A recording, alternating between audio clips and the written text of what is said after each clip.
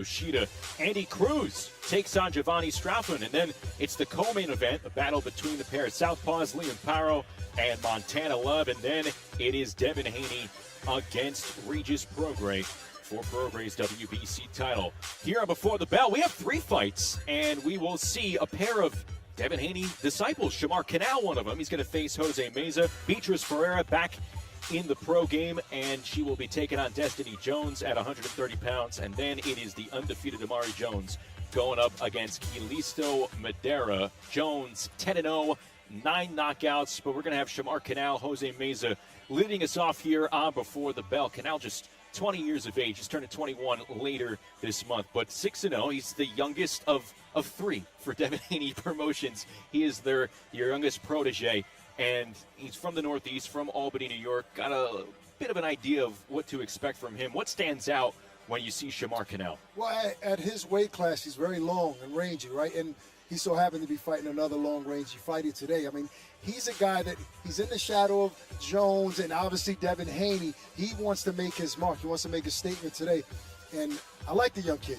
He's better at boxing than he is at basketball. We talked about his basketball aspirations, but this kid is a very humble kid, family man, father supportive of his entire career. They went to Vegas. His father let him go to Vegas to take that chance to be a part of the Devin Haney camp, and he's taking full advantage. What I think we're going to see is we're going to see a very sharp, crisp kid. What happens with the new generations is that the guys who are currently the best, the Shakur Stevensons and the Terrence Crawfords and guys like that, they spar with these young guys. So he had a lot of time sparring with Devin Haney. So he's a great fighter already before he even gets known by the public. So we're going to see something really sharp tonight. Not only that, we know the Haney blueprint, right? Go into Mexico, make your bones there, come up and build that career here in the U.S. Amari Jones, Shamar Canal, they're following that blueprint. Can they reach the same level as Devin Haney? Time will tell, but that's the process that they're going through. Canal just spent the last year fighting 4 fights south of the border, getting a good education, and now he's back in the U.S. Yeah, and he talked about it. He says, listen, I know when I fight, the arenas are going to be empty. I'm going to wait for my time to come. My time isn't here yet. My job is to win every fight, and when that time comes, when the arena, more people will be in the arena, I'm going to shine as well. Patient young man and knows that it's not his time yet. I want to talk about his last 4 fights because a lot of people, they think that, okay, you go out there because it's easy fights. No, you go out there because you can get fights, you know, and that's the thing. You go out there so you can get fights. So when you're coming up on a fight and you don't know who the heck you're fighting, you have no tape on him, you don't know what his strategies are, you don't know anything about him, what he does, that's tough. And then, you know, we talk about hometown cooking in the UK, hometown cooking here in the US. What about hometown cooking in Mexico? So you got to combat all of that. So it's not as easy as people think. Oh, no disrespect to the Mexico fighting commissions. The adversity is there as well. Again, you're a traveling fighter. You're dealing with a lot of adversity. You're dealing with a lot of unknowns. So it's kind of hardening up these prospects, these kids, early on in their career, and it's setting themselves up for potential success here in the U.S. So we're awaiting the start of our first fight tonight. Let's take a look at the main card, and we will do that in a few moments. But I mentioned this place hosting boxing for the first time. San Francisco, not a boxing hotbed, but yet this place is going to be full. Not yet. Yeah. No, not yet. That's the key right here. I'll tell you what it is. It's a burrito hotbed because David Diamante took us to a burrito spot, Rock. I don't remember the name of the place, but when I tell you, Justin, it was the most amazing burrito I ever had in my life. And if I can, before I fly out tomorrow, if I can make a quick pit stop there, I'm going to definitely get another burrito. Thanks for the invite. I remember. Oh, yeah. Last minute. Now you know. You were busy. I'm not going to give the name because I'm not getting a check, you know. But literally we had a tour guide in the name of David Diamante, and we saw all of San Francisco, and it's a very beautiful place. And I think this is just the beginning. You see how, like, Detroit is picking back up again, you know, with guys bringing fights there, Clarissa Shields and fights like that. Well, I think San Francisco, the Bay Area, can become one of those hotbeds. All right, we are ready for our first fight on Before the Bell. And speaking of David Diamante, that's who we're throwing it to next as we get started here for Haney Prograis in San Francisco.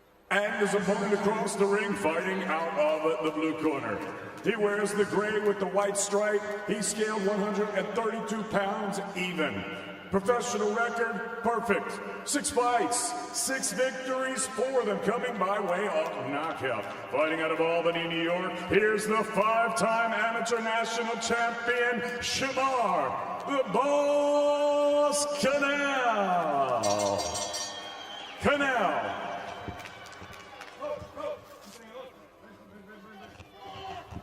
Fighter 2 seconds. Okay. Both your bloodlines look good to me, okay? You both received your instructions in your dress room. Ya te di las instrucciones en el camarino, okay? I want a clean, hard fought, professional fight. Quiero una pelea limpia y dura, okay? Toca los guantes, touch gloves. God bless you both. Good luck.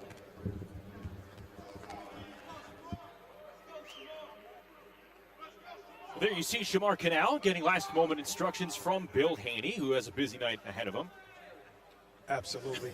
I'm going to tell you right now that Meza he's psyched. Yeah. He's confident. You know, he got a family business, countertops. Hopefully he has granite in his gloves, symbolically. Did you broker a deal for a new countertop with Meza when we were talking to him during the fighter meetings? As we get going here on Before the Bell, Shamar Canal, black trunks with the white trim, white waistband, and Meza in the all black as Canal puts his 6-0 record on the line. One thing that Shamar said to us earlier this week, he's noticed with Meza is that he sometimes shifts his weight on whatever hand he's throwing. That's a telegraph that Canal believes will help him in this fight. Already showing he's gonna control the distance with his jab, upstairs and downstairs to the body. Canal did tell us that he was wearing red trunks, so he changed his mind last moment. Had an alternate pair out there ready. He dodges a right hand from Meza.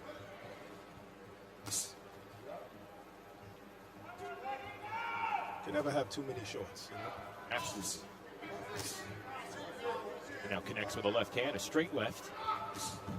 And Meza, last in action September 29th in Miami against Leonardo Padilla. Both fighters were disqualified at the end of the 4th round. It was ruled a no contest, but I'll tell you what, we were watching it as Meza launches a 2-punch combo that missed. There was really no reason for Meza to be disqualified. Padilla threw some late punches well after the final bell. Both fighters DQ'd. Definitely unfair call. Whoever starts the fight should be the one disqualified. Definitely unfair. But even Meza looked at it and said, you know what, I'm glad it happened. Maybe it saved us from something else. So, I don't know. Kudos to him.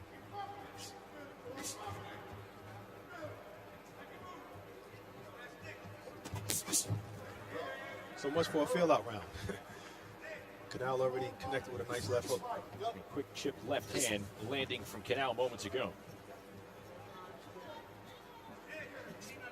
Canal trying to control the direction right now in the middle of the ring. See, if just Meza would let his jab go. He just connected a few seconds ago. If he just let his jab go, then, you know, he could be in this fight a little bit more. Good quick counter launch with the left hand from Canal.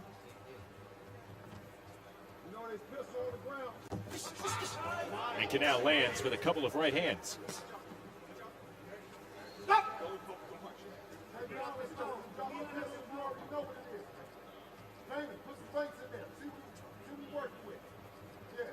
Long reach for a 130-pounder.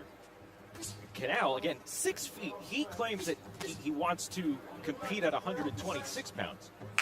Feels like he still has a couple of years before he moves out of that 126, 130 range. Still young. I guess he feels like losing weight is still easy for him. Certainly a feel-out round 1 between Canal and Meza here in San Francisco.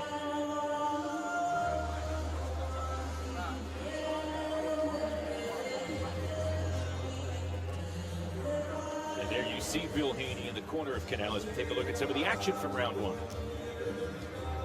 Good stiff left hand to the body from Shamar Canal. Canal showed that he was much quicker. That was the first right hand he landed right to the body. Meza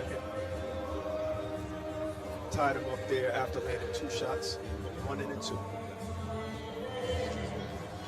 Canal is the kid that a lot of accomplished boxers have had in their camp already. living out in Vegas, get that kind of work. Not just Devin Haney. Canal's been in with Jermaine Ortiz. He was recently one of the main sparring partners for Robinson Conceição in his fight last month with Emmanuel Navarrete. As we get going here, round 2 between Canal and Meza.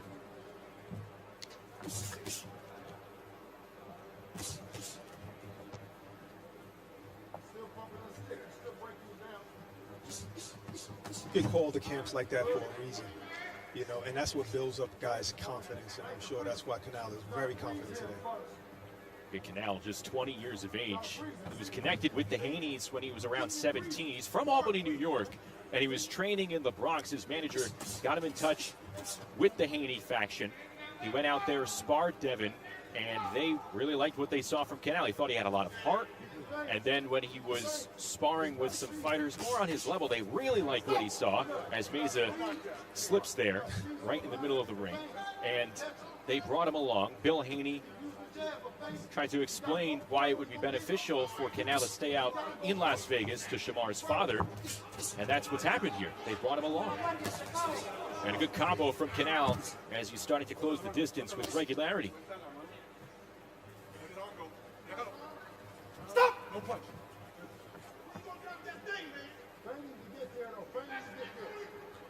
So right now, Bill Haney is calling for feints because Meza also has a long jab. And you don't want your fighter to get caught with that. So he's saying throw the feint so that Meza can probably throw the jab and you count. Solid chin turner moments ago from Shamar Canal. And holding on is Meza. Close range right from Jose Meza. Again, 8-8. He's dropped 4 of his last 5.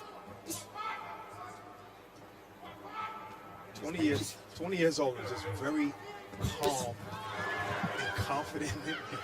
You know, he's picking his shots. He's not just rushing to get a guy who appears to be open.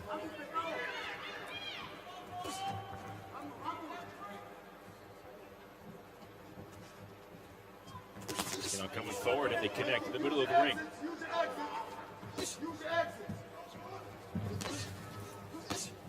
Big wind up and he leaves a left hand to the body against Meza. Yeah, right now, Canal, that was a great right hand, but by Canal right now, he's focusing on speed and landing shots, not necessarily turning over his punches, and I don't know if that's because he's a young fighter or is it because he's just, you know, just trying to land shots now and not sitting down on anything yet. Good right hand to the body by Canal.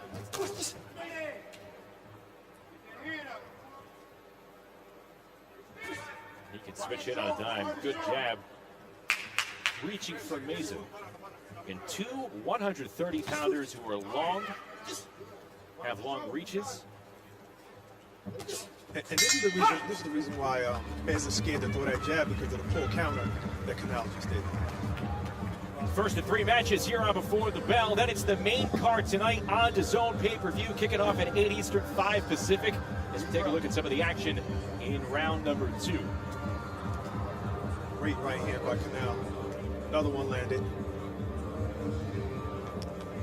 Meza kind of rolled with that, so it wasn't a flush shot. And that's what I was talking about. None of those exchanges really landed. Canal is not really turning over his punches. And that left hand just went right over Meza's head. And there you see Bill Haney in the corner for Shamar Canal. Bill's going to be working 3 corners tonight. 2 on Before the Bell, and then he's got a bit of a layoff. He can probably take a breather, a quick cat nap. And then it's Devin Haney, Regis Prograis, the main event tonight, DAZN pay-per-view. Round 3 starting between Canal and Meza here on Before the Bell.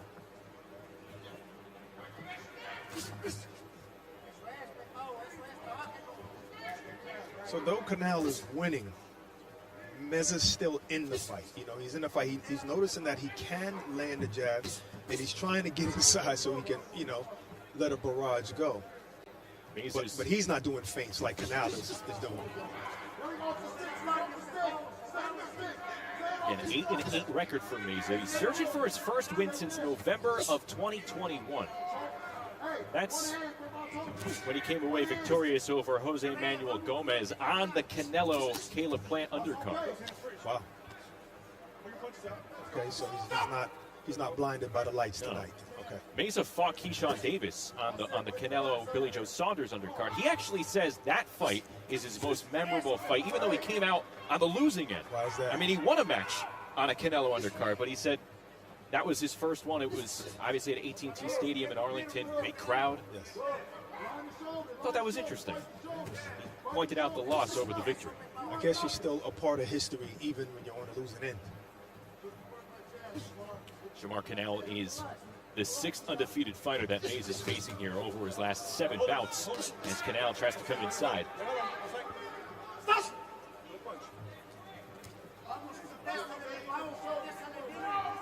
There has to be a reason why Meza is so tentative, and I think it's because of the counterpunching. I think maybe Canal has let go shots a little bit harder now, and he's just a little tentative.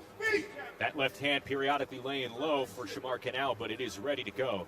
And you're right, could be a reason why Mays is staying back a little bit. I think that right hand.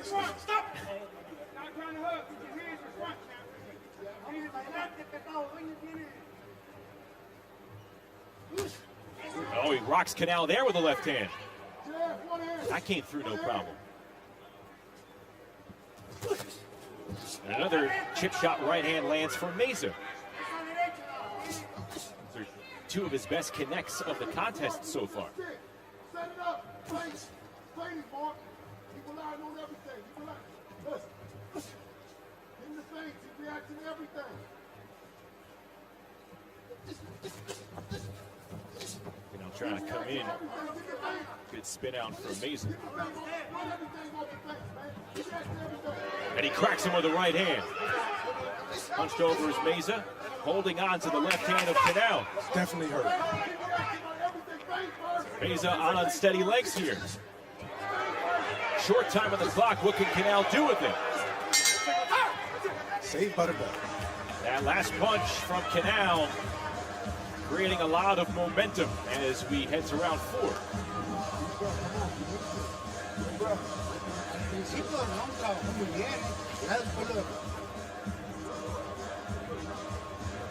Great left hand by Meza there. That's because you switched up from the jab. He even landed a good right hand right there from Canal. Those 2 connects coming consecutively.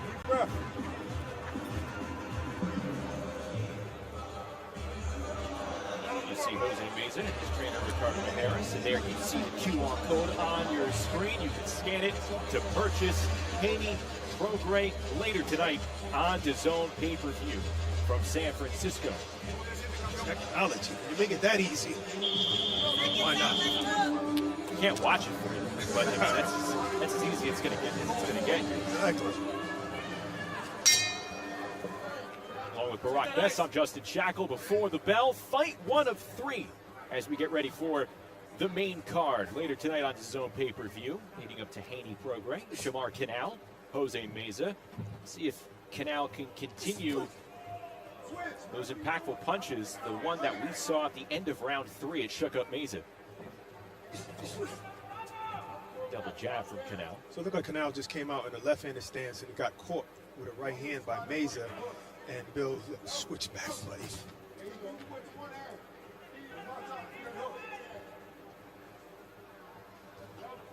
Canal looking to improve to 7-0 as a young pro. Regular sparring partner for Devin Haney.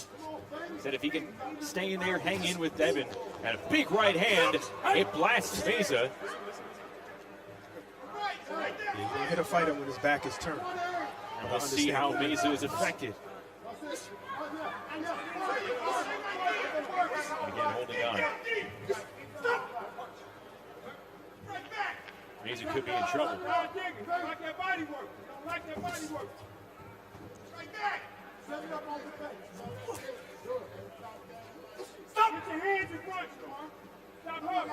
Canal sees everything coming from Meza. Right hand lands to the body against Meza.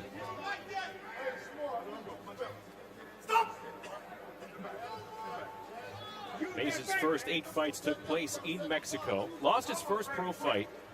He's never won more than 2 straight. But again, he finds his way on these cards because he puts up a tough test for his opponents.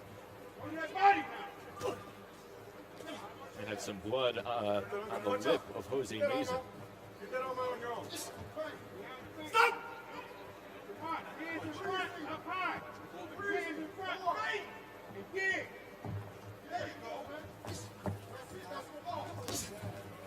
Big wind-up right hand trying to come over the top from Canal.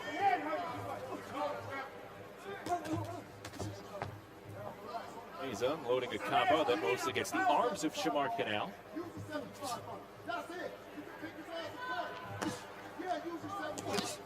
There's an overhand right that connects right on the side of the face. Stop! Meza is in retreat mode right now. And I think that's why they're asking Canal to jump on him.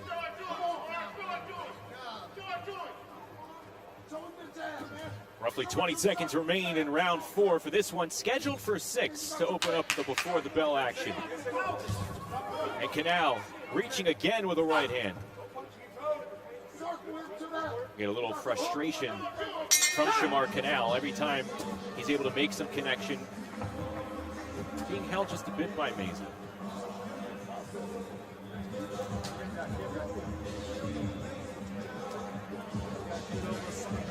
Beautiful right hand by Canal there.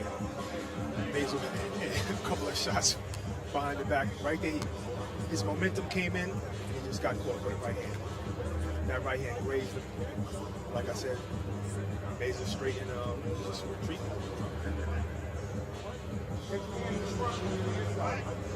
There you see Bill Haney. There you see the QR code on the screen to purchase Haney Prograis on DAZN pay-per-view later this evening here from Chase Center. We are, I would say, what, 5 hours away from the main event or so. There's a lot of fans starting to trickle in.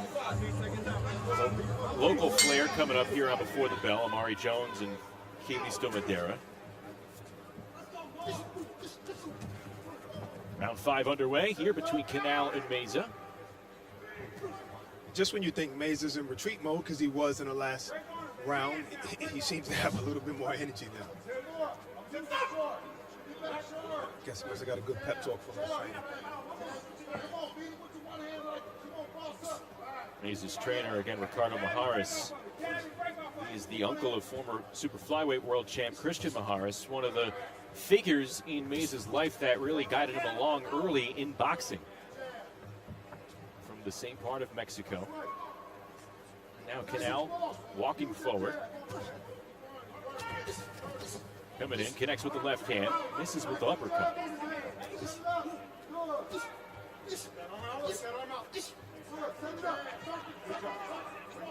And this is the exact reason the guy has 8 losses, Meza, but this is the exact reason why he keeps getting the call, because he's never been stopped, and he's going to give these young prospects a tough outing so they can get the rounds and they can get the experience they need. He is the most experienced opponent Canal's faced thus far, his tallest as well. Canal, though, acquitting himself on a big platform, big stage, and right now soundly banking quality rounds against Meza.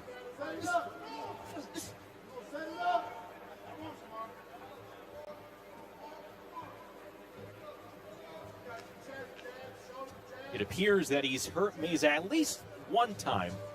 He's unable to kind of complete the puzzle and get to the finish line. He said he's not looking for the knockout. He likes when they come, but he is a boxer puncher. And he's going to put in that work. Right, I mean, Meza's making it a little bit difficult for him to land the right hand, so he's going to have to switch it up and try and fake it and land that left hook.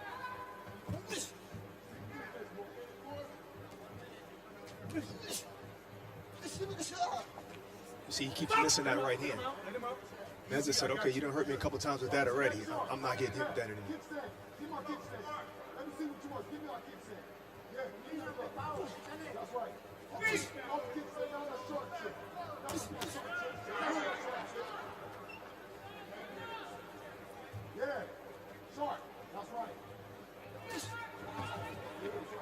And that right hand that Mace is able to dodge. Lunging in with the left, trying to follow with the right. Yeah, he's not abandoning that right hand anytime No, he's soon. not, but he's not landing it. I like to see a jab, left hook, and then the right hand. The perfect shot. There, see the left hook. The left hook set that up right there. And it's followed by a scraping right uppercut. I guess he heard me. And there you see Chris Mannix, who you'll hear on the main card. Eddie Hearn as well. All black tonight for Eddie Hearn. I think Chris Mannix is apologizing for all the things he said about Eddie Hearn right now.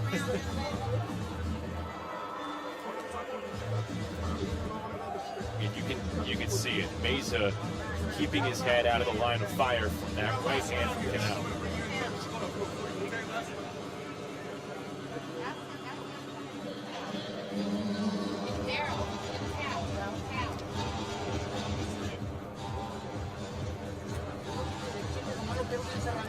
Meza trying to avoid his third straight defeat, but he's going to have to go for a stoppage here in the final round. I think so. He's going around, son. I haven't written them down. I have the whole chart here ready to go. I've neglected keeping score, but in my head, right now it's a shutout for Shamar Canal. Yeah, Absolutely. Sixth and final round underway.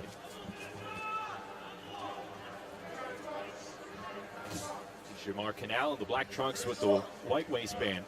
Meza in the all black.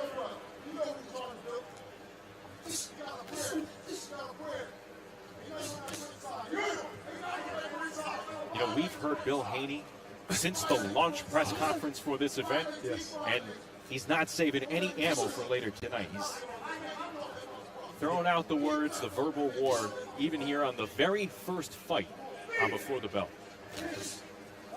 Good counter from Meza.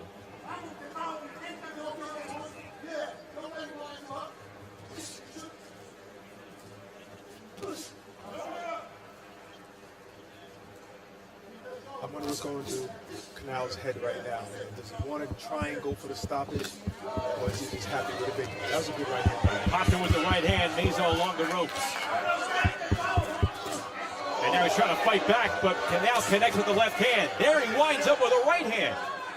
A series of powerful shots from Shamar Canal here in the final round.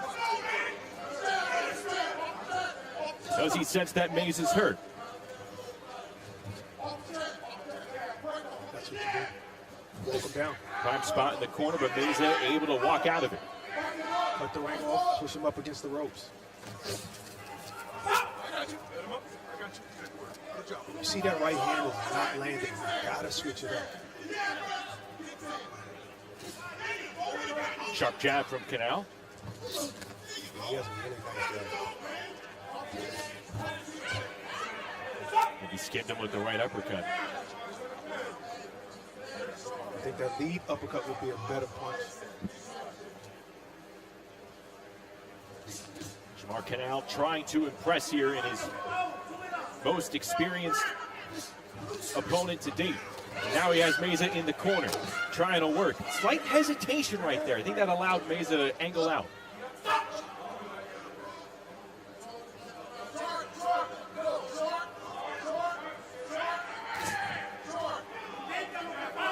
To summarize this fight, Canal is connecting with shots, single-handed shots from a distance, maybe a couple of combos to close that distance, get inside, but from there, unable to put shots together against Meza. Oh, there's a cracking right hand, and it sends Meza down here in the final round.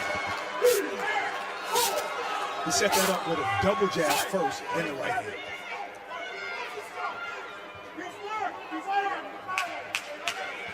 Ten seconds to go here in this match. And Canal connects with another left hand, administering some punishment in round 6. Overall, very, very quality showing from Shamar Canal here in San Francisco. You don't get the stoppage, but you get the knockdown in the last round. That's a confidence builder as well.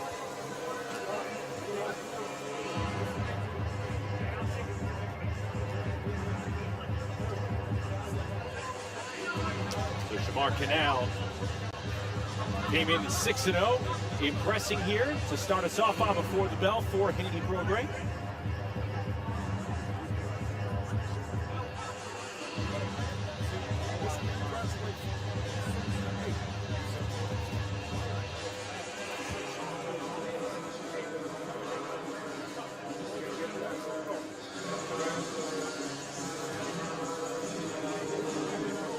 Quick reminder, Jake Paul returns to the ring on Friday as he faces his toughest test yet, taking on 10-1 pro boxer Andre August. That is live here on DAZN.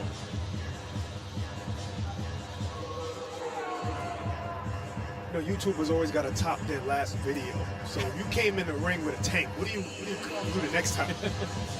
He's gonna have to, I don't know, have a helicopter inside the arena or something. Got to open up the roof. Meza was trying. Wasn't able to connect as much, but he was trying. That right hand right there is what put him down.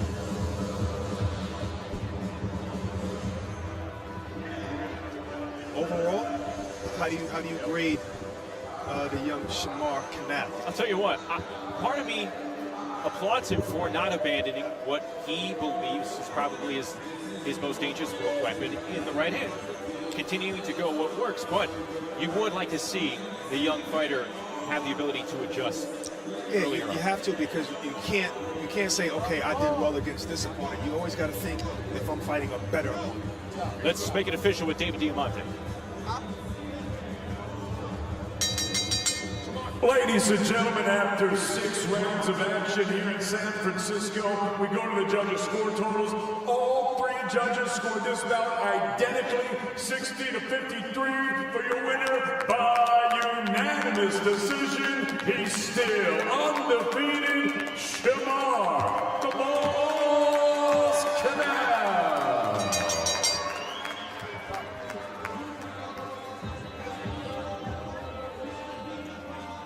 So a shutout on the scorecards for Shamar Canal. He improves to 7-0. He wanted to come out here, take advantage of the terrific opportunity, fighting on Devin Haney undercard, and he does his job. Wins every round on the judges' scorecard, defeating Jose Meza in a unanimous decision. Meza falling to 8-9 as we are just getting going here from San Francisco on Before the Bell. 1 fight in the books, 2 more coming up here on Before the Bell, and we are going back down ringside with Andre. Okay, Shamar, congratulations on a dominant performance. In what ways did Meza test you? Because it took you to the 6 rounds to really start landing that big right hand. First, I want to say Jose, he's a terrific opponent. He's a veteran. He has 16 fights. This is the 17th.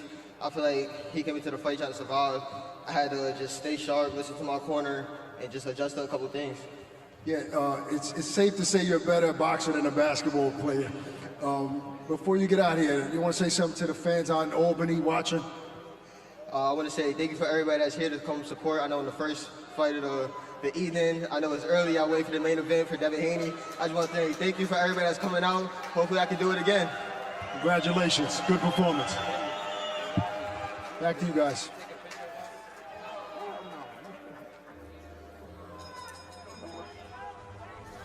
This will be the greatest atmosphere you have ever witnessed in a boxing ring. Here we go. Oh, brutal by Devin Haney. Big shot early from Jake Paul. Lovely shot. Beautiful. One of the pound-for-pound best in the world. I have the ability to knock a man out with 1 punch. His people looking for the knockout. And it's over. Virgil Ortiz is back in a big way. Classy, flashy.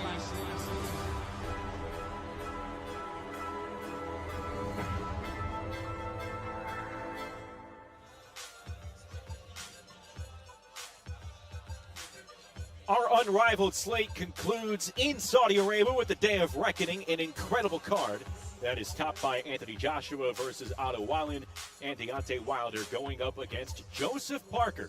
This is a not-to-be-missed night, live on DAZN pay-per-view.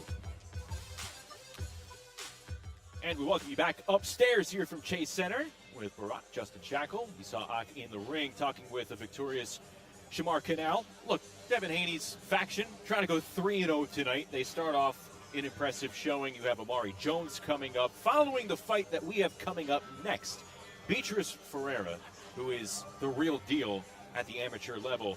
Her team believes she still needs a little bit of seasoning to become a world title threat at the pro level. I feel like they're being a little bit modest, though. I think she could give a lot of the top dogs in the 130-pound division a run for their money right now. Probably so. She's tough enough. She's strong enough. She definitely seems skillful enough. But I think right now she's also thinking about that Olympics.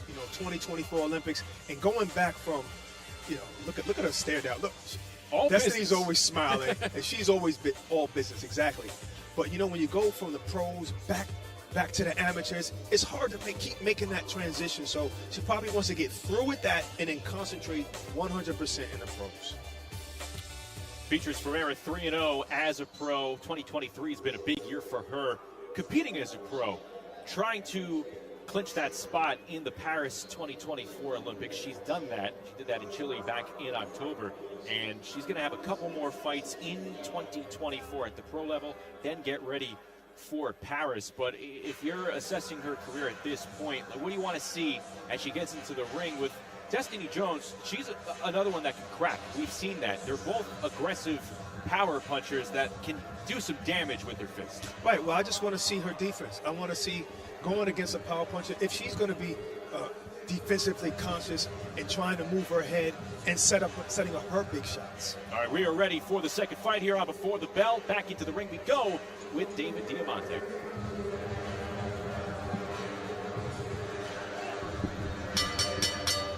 Ladies and gentlemen, from the Chase Center live on DAZN pay-per-view, the action continues with an 8-round super featherweight attraction.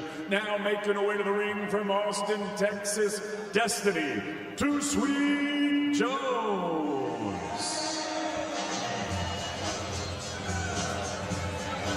All right, Destiny Jones has already aced the walkout music, for sure. 25-year-old Destiny Jones, she hails from Austin, Texas. She's 5-1. With 2 knockouts, including a first-round KO over Brittany Ordonez at the Tech Port Arena in San Antonio back in May. She grew up cheerleading before taking up boxing as a teenager, and she has been smiling and she's been peppy throughout this week. But the switch kind of gets flipped inside the ring. Jones's camp likes her head movement, her hand speed, but above all else, it is Jones's power that stands out. Destiny and her camp feel that they are ready to bring a slugfest right to the front door of Bia Ferreira tonight.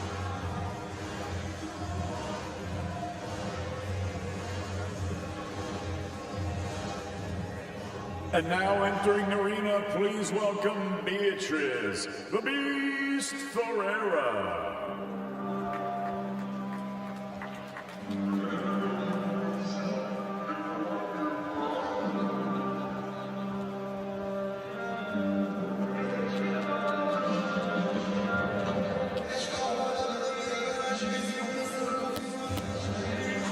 Like we mentioned, 2023 has been a busy back and forth mix of the professional and the amateur boxing scene for Beatrice Ferreira, the 2020 Olympic silver medalist, heading back to the Olympics next year in Paris, having already qualified for the Summer Games. But in the meantime, she wants to continue the climb to her world title as a professional. And Ferreira looked terrific in her most recent protest. She had a shutout win over again Carlos Zamora in her first pro fight scheduled for 8 rounds back in July in Sheffield. Ferreira, an aggressive puncher, she lands shots with authority, and she is looking to continue that trend this evening in San Francisco.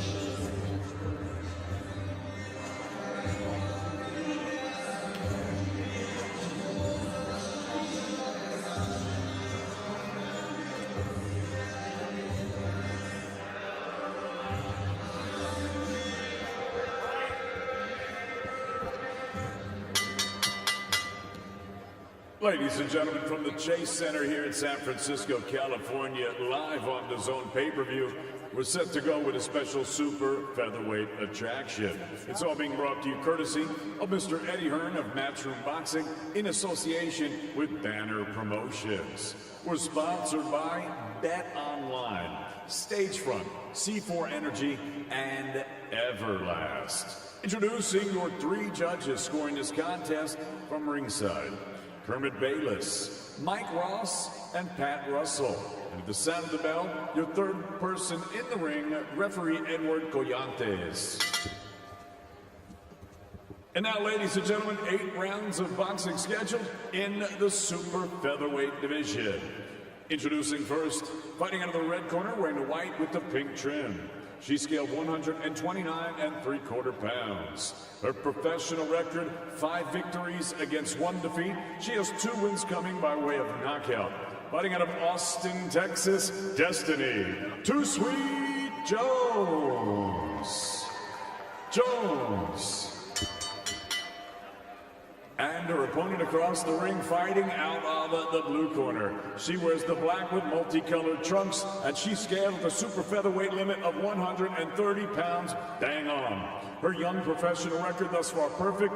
3 fights, 3 victories, 1 of them coming by way of knockout.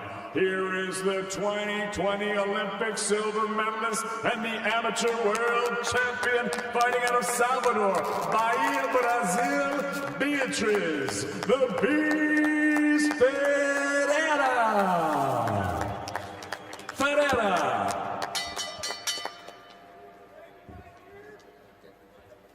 Coach.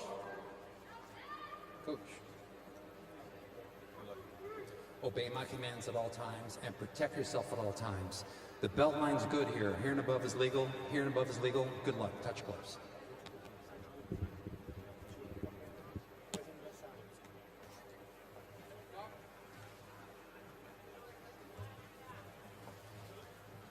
"25-year-old Destiny Jones about to embark on the biggest opportunity of her boxing career right now. She is in the pink fight kit. And Bia Ferreira in the fight kit that represents the Brazilian colors. 2 all-action aggressive fighters. This is probably the most anxious I'm feeling for this fight on Before the Bell. Wow. They're already letting their hands go. And Destiny told us in the fighting meetings that she's gonna be moving her head a lot. She's already sticking to that, and she's already landed quite a few jabs. Fast jabs. Downstairs and upstairs.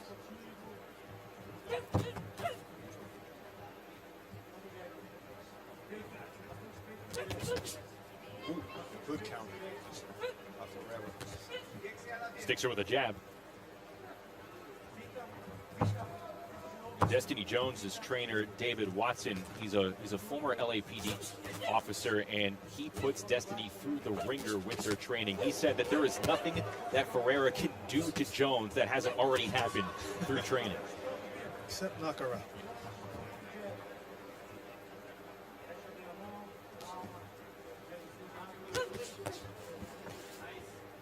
Good counter punching from Bia Ferreira.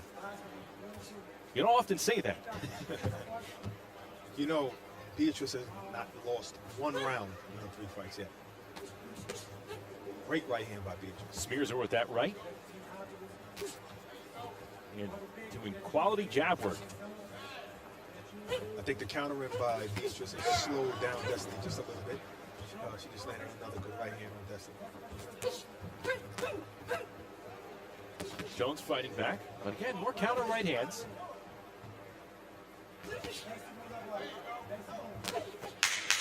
Destiny's face is already getting marked up from that right hand. Oh, great 3-punch combination. Punctuated by a hammering right hand. And again, that jab playing the score to the movie. That is Bia Ferreira in round number 1.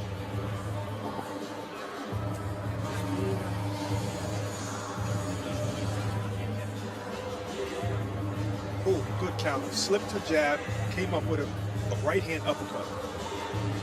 She is so skilled. Landed a right hand there.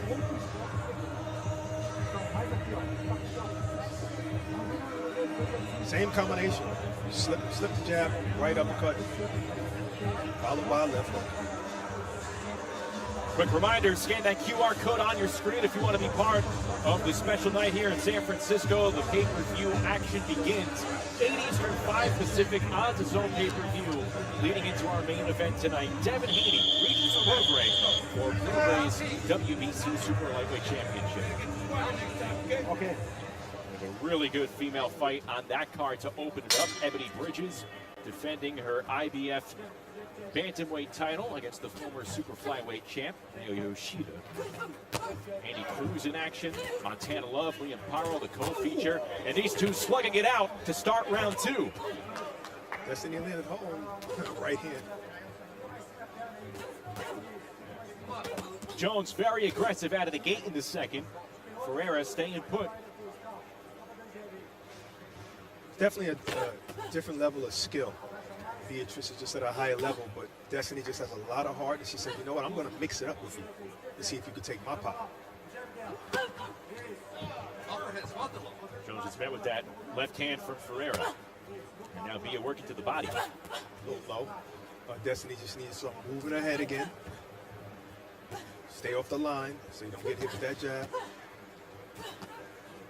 Beatrice is just able to go from orthodox to southpaw so easily, so maybe like a Terrence Crawford. Barack is not speaking in hyperbolics, folks. That is how skilled Bia Ferreira is, what she's shown. She's going to be taking that with her, along with the rest of the Brazilian national team, to Paris in 2024. She's already clinched her spot. Wow. She's fast. Beatrice is very fast.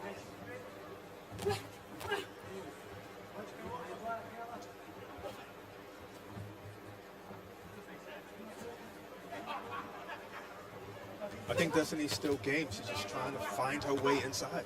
And Beatrice is not letting her in. Oh, clash of heads. Give a little shoulder bump. Ferreira with the wider stance than Jones at the moment, but it served her well for 2 rounds. And Jones's mouthpiece drops to the floor. He just stopped. She just stopped. Destiny stopped and looked at his age. Saw that mouthpiece pop out.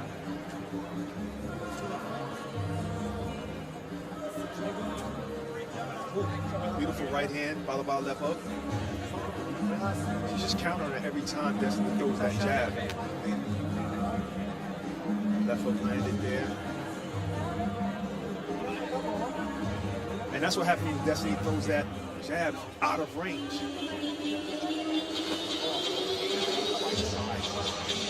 There you see Jones's trainer, David Watson.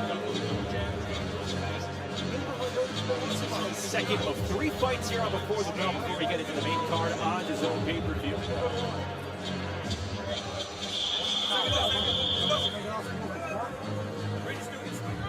The Jones's camp thinks that Beatrice Ferreira periodically gets away from her opponents to take a breath. They think that she tires. And they also feel that she's susceptible to the left hook, though we have not yet seen that from Destiny Jones. She hasn't, I don't think, been able to get close enough thus far. Let her go. Round 3 scheduled for 8. This is Jones's first pro fight scheduled for 8 rounds, and what an introduction it is. See, Jones is just throwing her shots from the wrong distance. Oh, there she lands a 2-punch combo. And now Jones turning up the volume just a little bit here in round 3. Can she try and give Ferreira a run? Jones said one thing she will not do tonight, and that's get tired.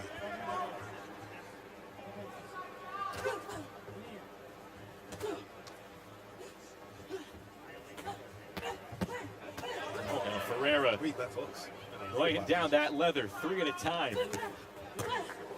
Comes up top with a 3-punch combo. Ferreira regaining some control in round 3, midway through.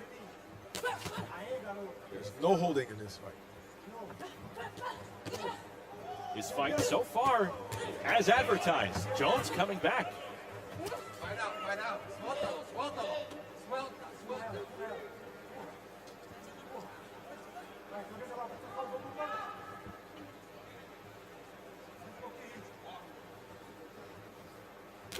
Little Canelo movement right there by Beatrice.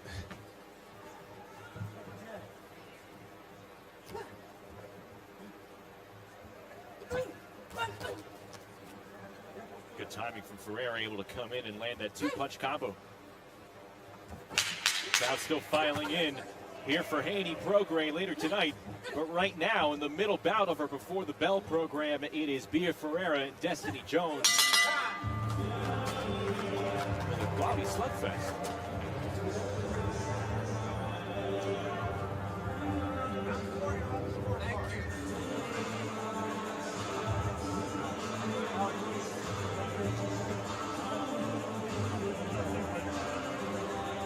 Oh, nice Nice 1-2 by Destiny.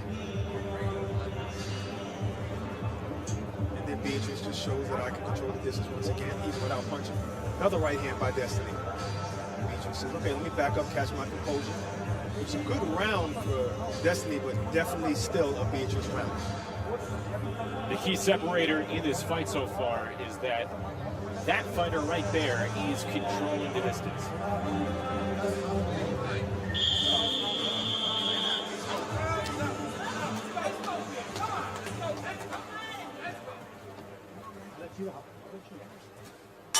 Destiny Jones, over 100 amateur fights, won a National Junior Open Championship, National Golden Gloves, gets started boxing as an early teen. She gave up cheerleading, which she had been doing for a decade. So it went from one polar opposite to another.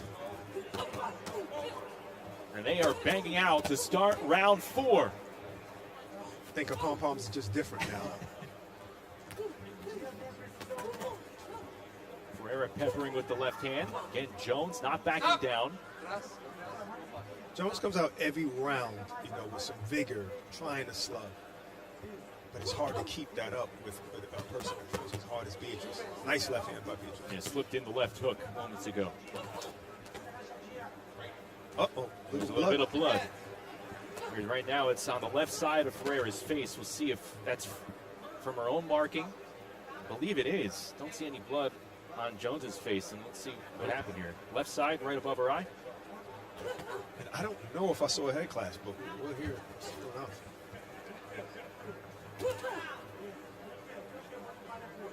Between the cut and some of the punches that she's taking, I think it's safe to say this is the most adversity Ferreira's probably experienced in her 13 months as a pro. Oh, she's still countering Jones so well. Still in control for the most part this fight.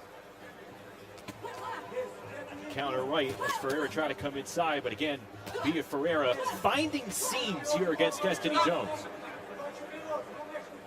Mouthpiece came out again. Referee said, okay, I'm just going to put it back in for you.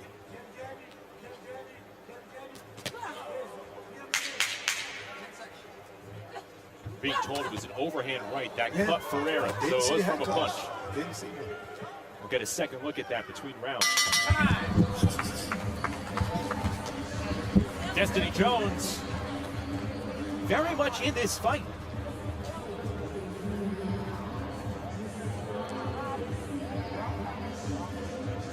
As we get ready for round 5, let's see where this punch landed here. Was it the elbow? Oh, there it is. That was it. Right hand, Destiny Jones. She got some pop. She's in this fight. Was it the right hand or was it the elbow? Maybe half a moment before that. No, it looked like the right hand. Right hand? Okay. Looked like the right hand. Another look. You see that elbow right there? No, the elbow didn't land. That right hand, blood come right out. All right.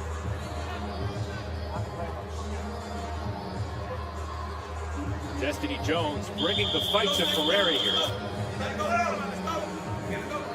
Destiny's won 3 in a row, looking for the biggest victory of her pro career and introduce herself on a world stage.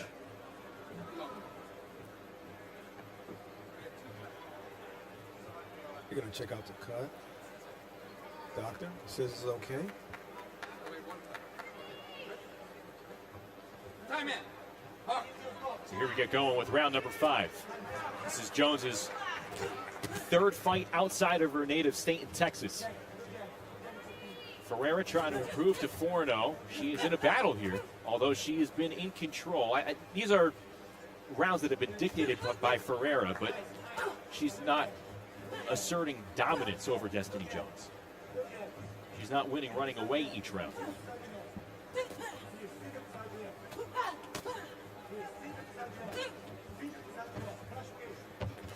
Well, Jones's team said that Ferreira usually gasses out, and this is the 5th round. She's still got it.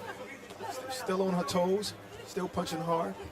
There were a couple of interesting nuggets that Jones's team pointed out. We just asked them what makes Ferreira vulnerable. They pointed out that she has that wide stance. When you have that wide stance, you sacrifice a little bit of power. And she also doesn't do as good of a job moving side to side as she does front to back. She hasn't had to in this fight. She's literally controlling the distance, taking a half a step back. Connecting with a quality left hand moments ago. And again, coming inside, setting up the left with the right. Good head movement. And here's a two-punch combo. Cutman did a great job on that cut. Oh, he rocked her with the left hand.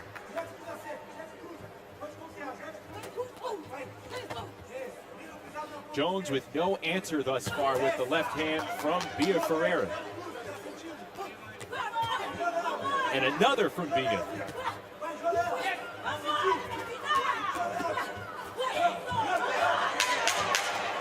"15 seconds to go. Jones taking it. She's trying to get it back. And these two women continue to slug it out through 5 rounds. This has been very entertaining. Not too many body shots. They're head hunting. I love it. I love it. I'm not even mad at the 2 minutes because I think we see more action that way. Great left hand by Beatrice. Keep her away with the jab. Oh, there was a body shot by Destiny. Right hand.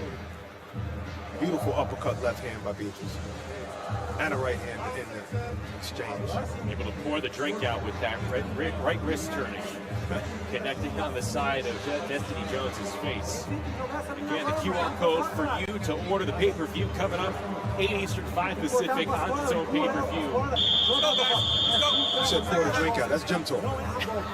You be in the gym, I see. 5 days a week. That's it? Yeah. Need a rest day. Need a day outside. There you go. Start around 6. Ferreira and Jones. Destiny Jones in the pink fight kit. Bia Ferreira in the blue, green, and yellow fight kit. Beatrice Ferreira trying to improve to 4-0 after punching her ticket to Paris in October in Chile at the Pan American Games. Captured gold there. She's a gold medal favorite for the Paris Olympics.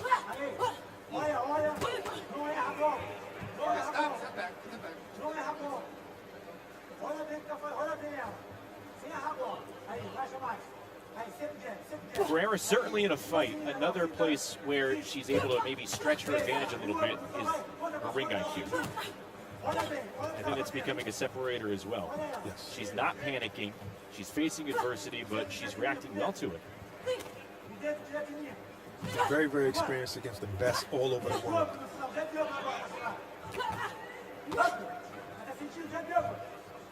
What's really commendable is that she's able to go back and forth from the amateurs to the pros and still, you know, this is a pro style. Beautiful combination by Beatrice. But this is a pro style, you know. Some fighters, they come into the pro ranks and they still have that amateur style, you know, just the residue of it. Chip shot off the top of Jones's head moments ago, and there's a smoldering right hand. Another one over the top from Ferreira.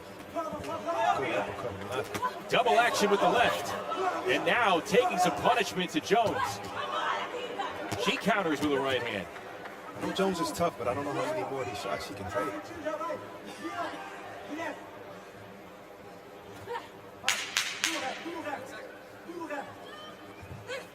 Ferreira's camp says that this professional experience helps out her amateur game more than the other way around.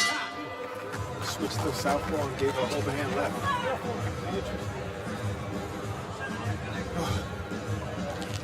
Take a breath.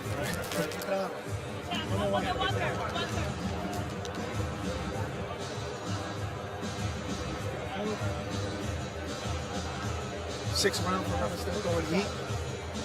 Counters every shot, ends that with a left hook. Good 1, 2, 3 by Ferreira. Got caught by left, but kept, right hand, but kept coming in. And another 1, 2 by Ferreira.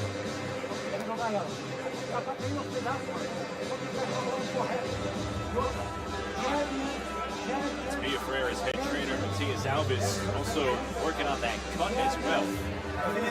Alves coaches the entire Brazilian national team.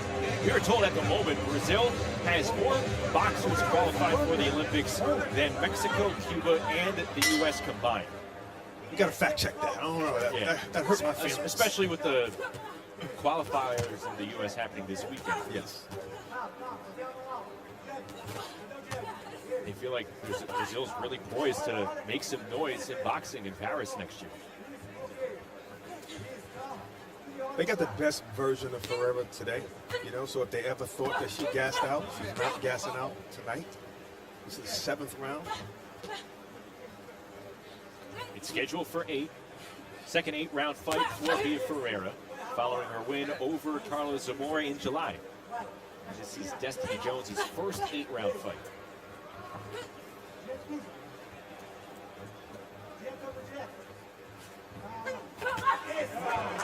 Matches are coming inside with the right hand. I know we've mentioned it twice already, Barack, but that cut is like non-existent at this point. Hammering left hand from Bia Ferreira. Jones is taking some serious punishment. I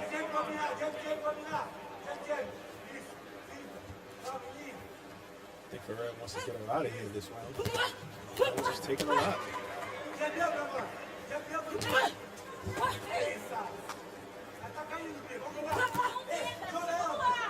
She's counting on everything Jones is doing. Every time she throws out the jab, she counts. Good jab.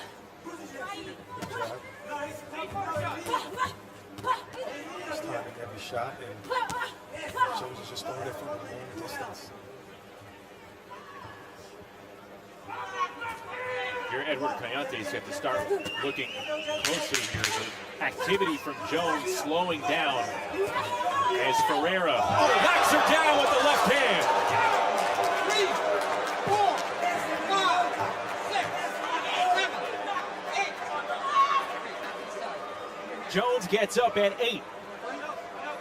Count seemed kind of fast. I didn't think she could take much more than that. Time. Saved by the brother here.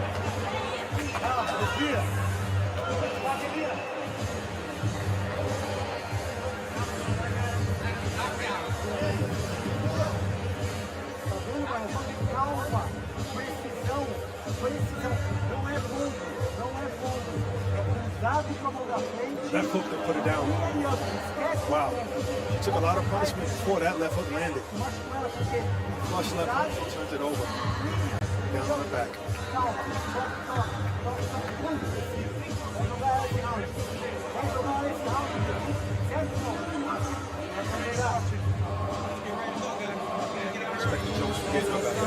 I'll tell you what, the fight, all the momentum in the second half, going in the way of Ferreira's corner. I want to see more Destiny Jones in the future. 100%. 100%. Definitely showing his heart, determination. Hasn't really given up at all. Touch blood. Touch blood. Time. Over there. And they're just going to have the doctor check out Destiny Jones.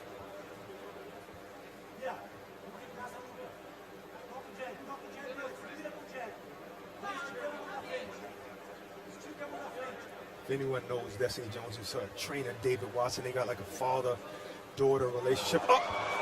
They're going to wave it off. Oh, boy. This fight will not see a round 8, and Destiny Jones dejected there. She was determined to go the distance, but that knockdown coming flush for Bia Ferreira in the 7th. Ferreira has her second stoppage in her career. The doctor trying to explain why he advised Edward Cayantes to wave this off. So Beatriz Ferreira picking up her 4th win. She improves to 4-0 and records her 2nd pro knockout. And there's, I think, a lot to be proud of here for Destiny Jones.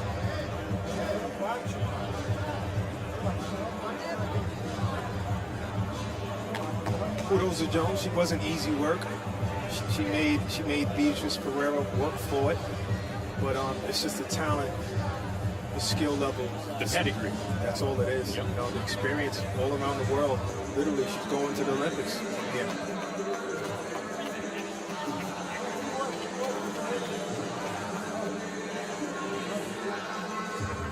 The day of reckoning is drawing closer on December 23rd. One of the best fight cards ever assembled featuring Anthony Joshua against Otto Wiley and Deontay Wilder versus Joseph Parker. It is live on DAZN pay-per-view.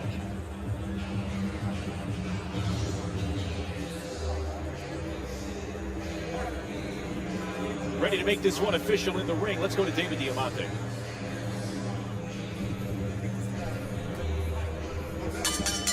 Ladies and gentlemen, referee Edward Coyantes calls a halt to this contest on advice of the ringside physician. The official time of the stoppage, 5 seconds of the 8th and final round, declaring your winner by knockout. She's still undefeated, Beatrice "The Beast" Ferreira.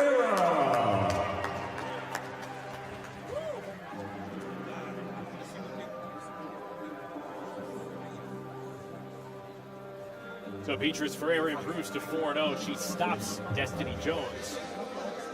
This one called off before the 8th and final round. And for Destiny Jones, a disappointing end to her night, but Beatrice Ferreira administering some serious punishment in rounds 5, 6, and 7. The work rate was slowing down from Destiny Jones, and Ferreira took advantage, took it to another level. I love the evolution of women's boxing. I think the Olympics has really made these women a lot better. Beautiful, beautiful defense. She displayed terrific head movement in this one. I think she went from being the aggressor in this fight to realizing that she can counter everything that Destiny threw. One of the few 1-2s that Destiny landed. A lot to pick up and learn from in real time for Beatrice Ferreira tonight. And that's basically what it looked like right there. It was a counter, just pull, uppercut, left hook, boom, just like that. And as this fight ventured from the early to the middle rounds, that left hand from Ferreira continuing to find a home against Destiny Jones. Seemed like Ferreira just had more in her arsenal. 6 punches in the game, but got to know when and how to throw it. And that left hook put it down. Boom. That one happening in the closing moments of round number 7.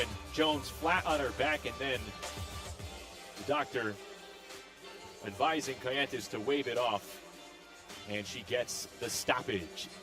Beatrice Ferreira victorious here in San Francisco. She improves to 4-0, picks up her second knockout. We're back upstairs. Barack and Justin with you. One more fight to go here on Before the Bell, but that was as entertaining as we were hoping it would be, because it was as advertised. 2 aggressive fighters who can slug hard hands. We saw that. Ferreira with a stiff test in her 4th pro fight, and she comes through with flying colors there. Right, because it's not always about who punches harder. It's about who's skillful and who knows when to punch, how to punch, and lands first. And Beatrice just shows that her pedigree is just too much.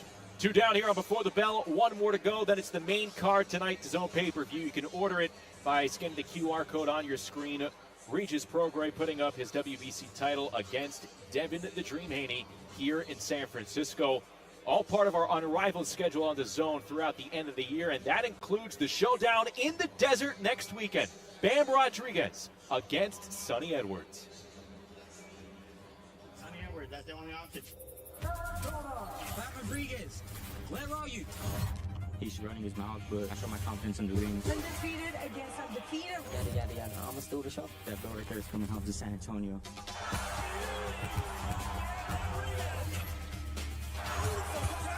16th of December, Arizona, we're going to it. 2 elite level guys. Let's see Bam Rodriguez versus Sonny Edwards, 50-50 fight.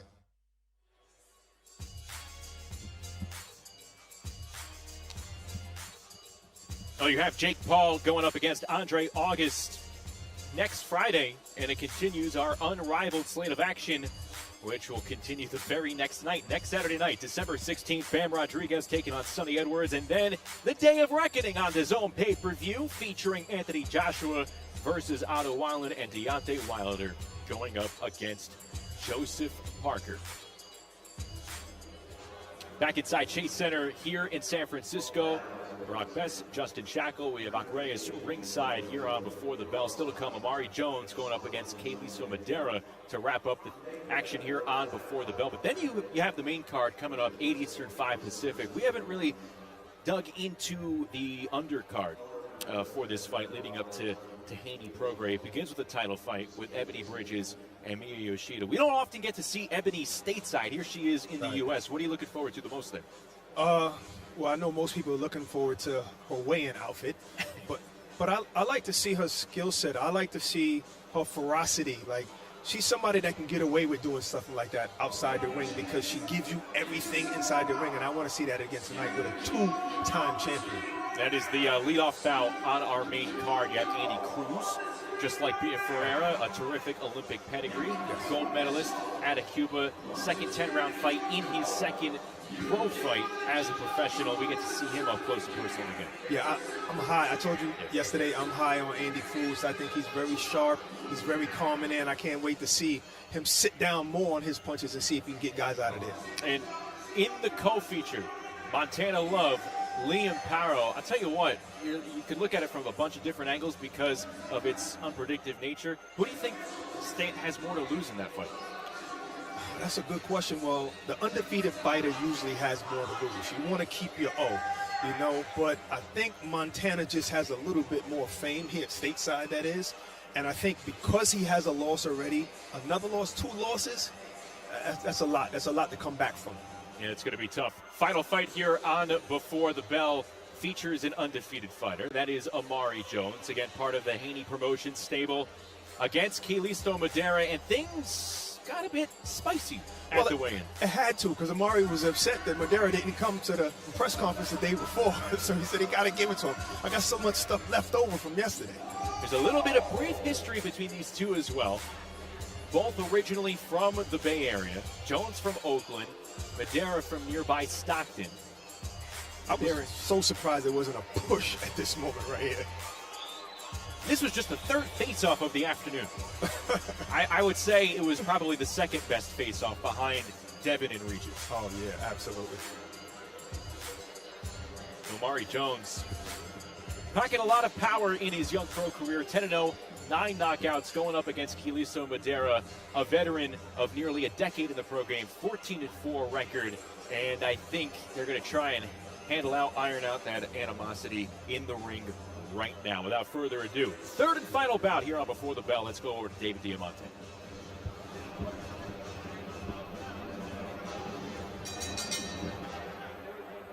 Ladies and gentlemen, from the Chase Center here in San Francisco, California, you're set to go with a special middleweight attraction. Set to make his ring walk. Please welcome Kilo the Kid, Kalisto Madera.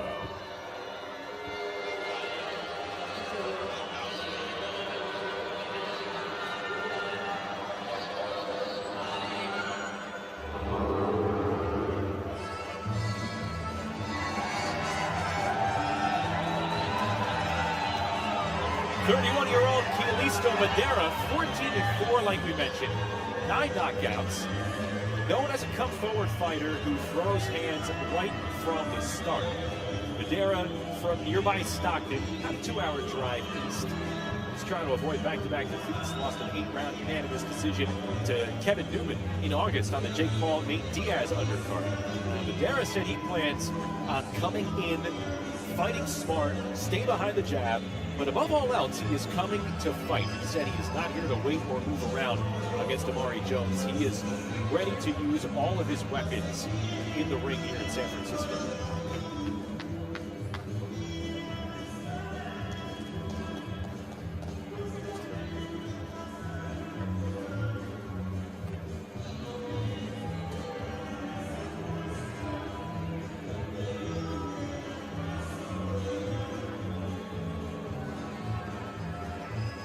And now entering the arena, fighting out of Oakland, California, the undefeated Amari the Reaper Jones.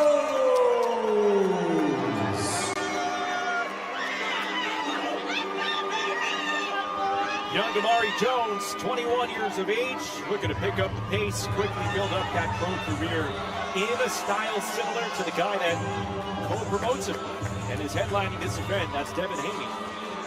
Jones so far has shown that he has the pedigree, the maturity, the skill as well to make many around the sport eager for more here. And he has had 10 fights. He's knocked out 9 opponents. Last time out, we were in the first round TKO over Luis Diaz in Mexico on October the 7th. And again, following that Haney blueprint, same way that Shamar Canal has, we saw earlier this afternoon. Develop in places in Mexico, but be ready to shine on the big stage like the 5 previous Haney undercards that Amari Jones has fought on prior to tonight.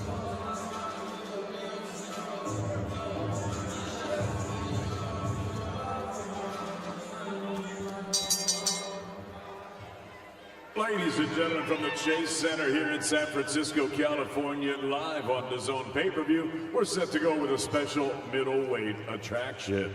It's all being brought to you courtesy of Mr. Eddie Hearn of Matchroom Boxing in association with Devin Haney Promotions. We're sponsored by Bet Online, Stagefront, C4 Energy, and Everlast. Introducing your 3 judges scoring this contest from ringside: Kermit Bayless, Carla Caiz, and Marshall Walker. And at the sound of the bell, your 3rd man in the ring, referee Thomas Taylor. And now, ladies and gentlemen, 8 rounds of boxing scheduled in the middleweight division. Introducing first, fighting out of the red corner, he wears the black trunks with the red trim. He's scaled at the middleweight limit of 160 pounds, bang on. Professional record, 14 wins, 4 defeats, with 9 wins coming by way of knockout. He fights out of Stockton, California. Please welcome Kilo the Kid, Listo Madera.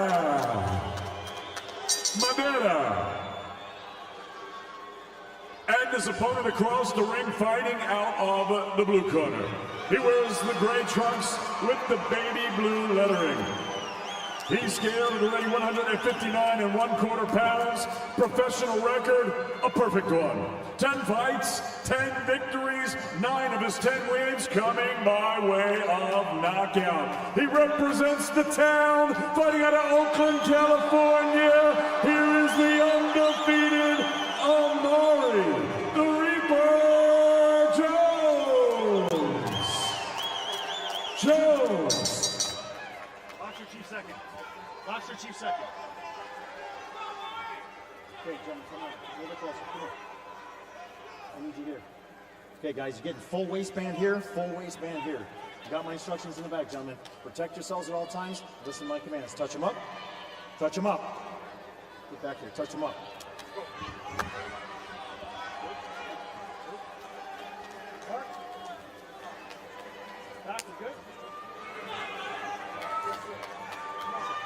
Jones and Madera about to get it on because they do not get along here. There's some brief history between these two from the Bay Area. They sparred once earlier this year at the Nick Diaz Academy in Stockton.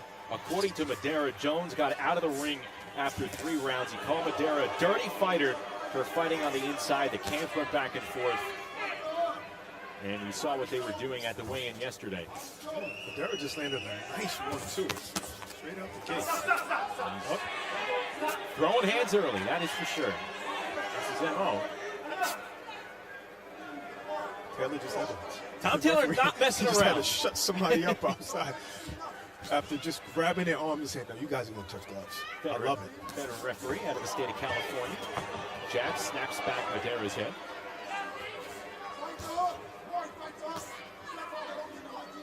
And Amari Jones in his 3rd fight of 2023 stopped Chino Hill in the 6th round to open up Haney Lomachenko back in May. Then decided to fight in Mexico, where he recorded that 1st round TKO over Diaz.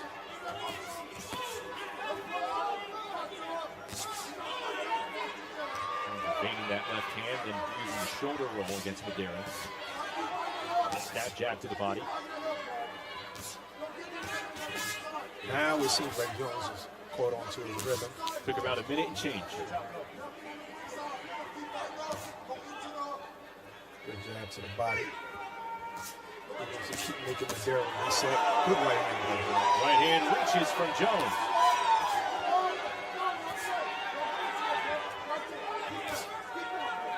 And the crowd coming over from Oakland across the bay, starting to fill up this arena. And they are behind Amari Jones. Might have calmed Madera down a little bit there.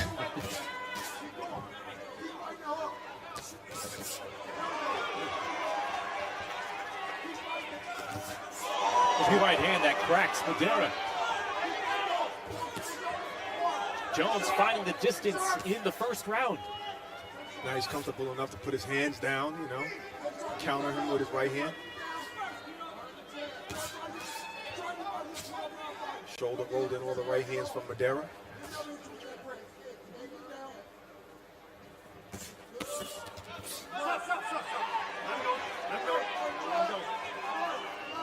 Second time, Madera hit him to the back of the head.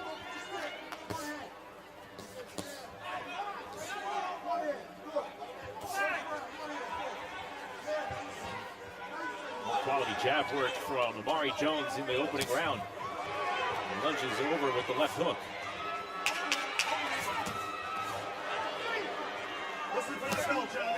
Madera slipped in a nice left hook to the body right there. Madera starting fast, ending with a quality punch, but a certain comfort from Amari Jones to open up this 8-round fight. Yeah, he's found his rhythm. He's found his rhythm. But at the beginning, Madera got a couple of shots off, and that was one of them right there, that right hand. Hit his shoulder first, but it's still connected to the face of Jones. And Jones just gave him a nice right hand of his own. Blocked his jab, countered with a 1-2. And at the end of the round, Madera slipped in a nice counter right hand. The QR code on your screen is your ticket to our pay-per-view event tonight here in San Francisco. Devin "The Dream" Haney making his debut at 140 pounds, going up against the WBC super lightweight champion, Regis Prograis.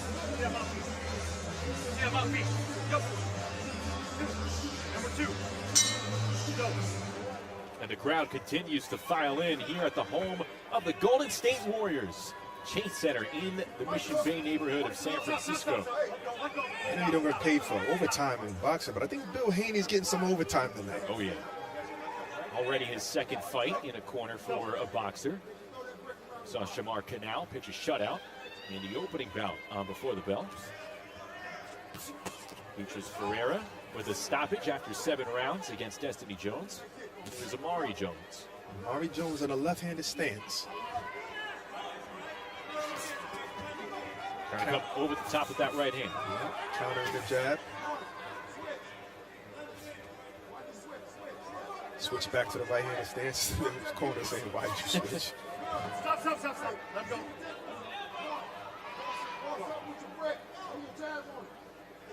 In Stockton, California, not too far away from this area. And Madera grew up, he was training in Hayward, which is south of Oakland. And he was a regular part of Andre Ward's camp through Ward's last 4 fights of his pro career. Sparred with Andre, sparred with David Benavidez. He's been in the Benavidez camp before.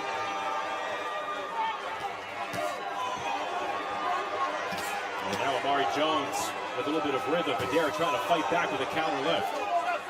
And a little bit of elbow as well. Might have gotten that from the Diaz brothers.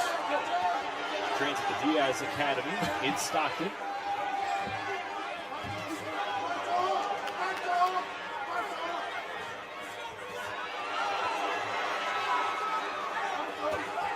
Jones trying to walk him down. Left hand to the body for Madera.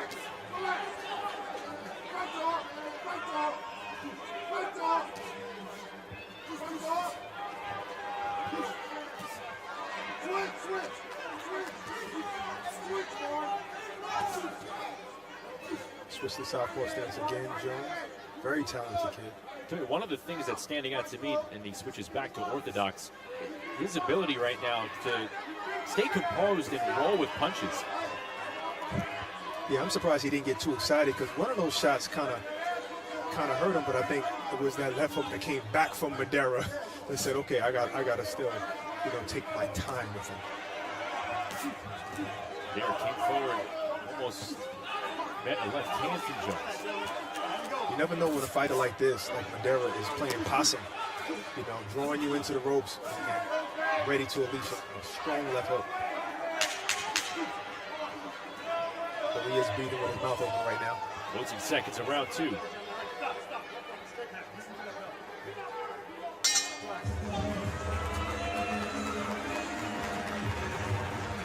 Mari Jones looking comfortable in the ring through 2 rounds.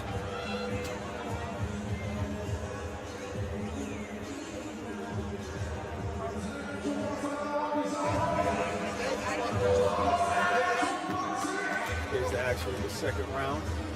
Jones countering the top, open Madera with a right hand. Missing with the jab.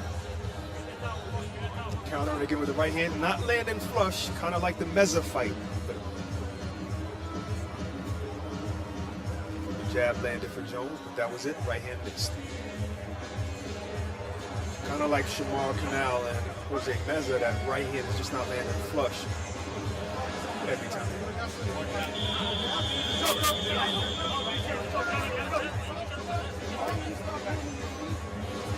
Madera getting last second guidance from Tommy Avalos, Angel Munoz.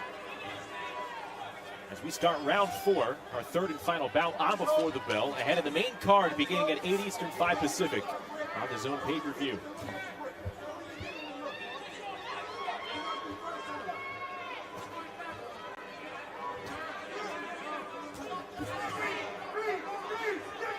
Four jabs already. Beginning of round by Mari Jones.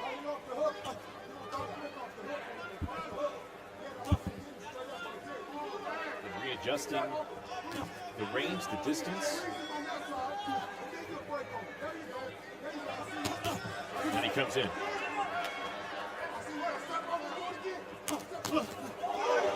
Madera's chin meets the left hand of Jones. Force behind that left hand there. There's a right hand. Nearly split the guard of Madera. Lean forward.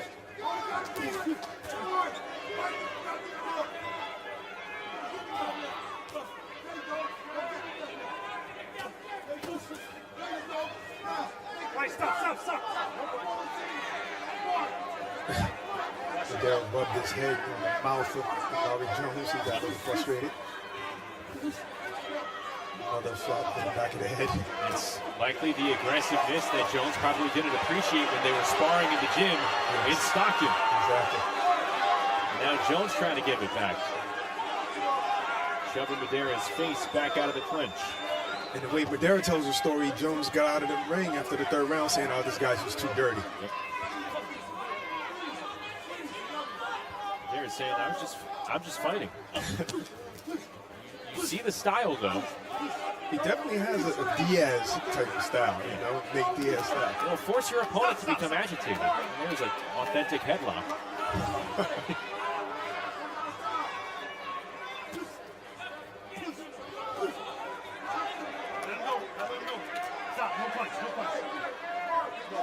Again, Madera with the head muzzle.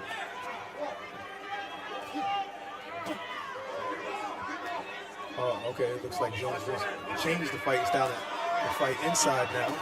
Walking down a little bit. Madera says, you want to come inside? I have something for you. Make yourself at home. Jones, though, determined here.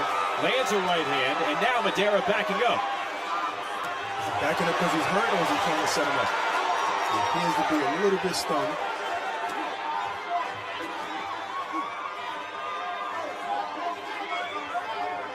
Jones pressing the action just a bit here as the seconds wind down in round 3. Yeah, I don't know about you, Madera looks a little unsteady. He does.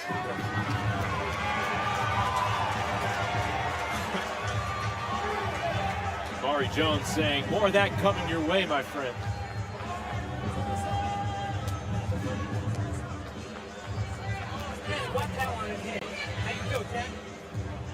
A lot of action in round 3. Other than that headlock. So the right hand barely missed, but the left jab got him before they tied up. Another jab.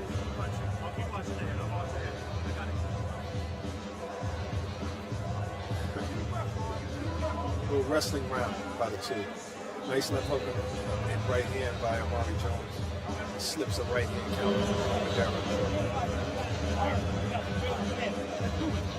There you see Bill Haney again in the corner for one of his fighters, Amari Jones, pretty sharp.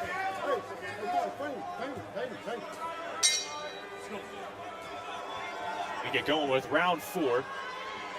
Scheduled for 8 at 160 pounds between Amari Jones, 10-0 record, 9 KOs, and Kilisto Madera, who's wearing the dark gray trunks with the red trim. He's trying to avoid back-to-back defeats here in 2023. Jones in the southpaw stance, a couple of razor-sharp jabs from Amari Jones. I think the counter right from Jones. Oh, that was a good right hand from Jones, but I think the counter right is there all night when Madera lunges in. That forehead is forward from Madera. Jones comes back, slaps him with the left hand. And another left hook. Wide stance from Madera near the corner. Things could get a little dicey. Right uppercut from Jones, then comes over the top with the right hand. That would have landed. I think it would have been nice. Lights out.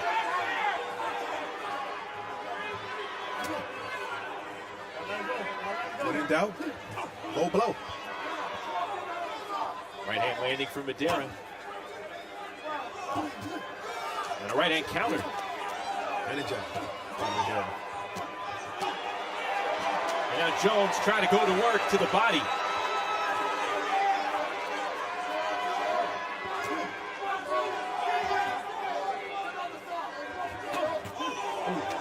Jones with a Roy Jones left hook, leaping in. Oh, a long range coming through with that jab. Jones is just missing with the over the top right hand. Switches to southpaw.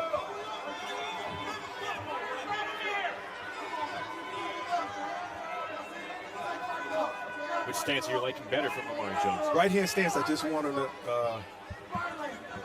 do the left hook off the jab because Madera keeps leaning to the right hand side and he's missing with that overhand right. Your punch combo from Jones moments ago, followed by a punch downstairs by Madera. Only 2 downstairs. The back arm of Jones.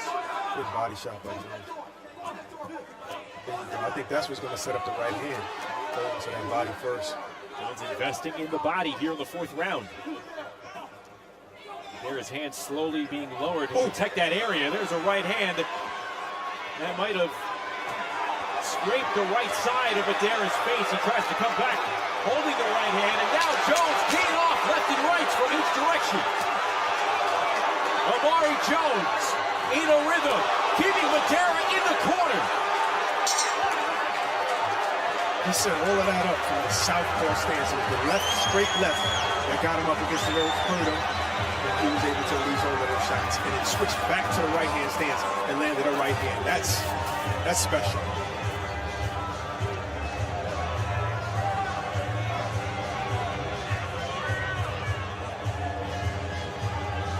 Ooh, beautiful right hand by Jones. With a feint right before it. Same shot.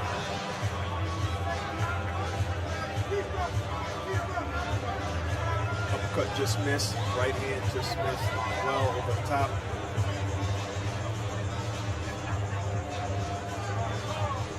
Boom, that's one of the last right hands that landed during that exchange.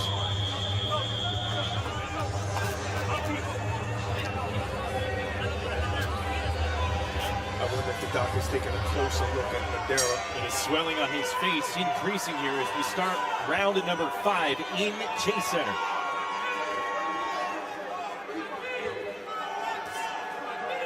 Momentum picking up for Amari Jones as he tries to hunt down Kilisto Madera.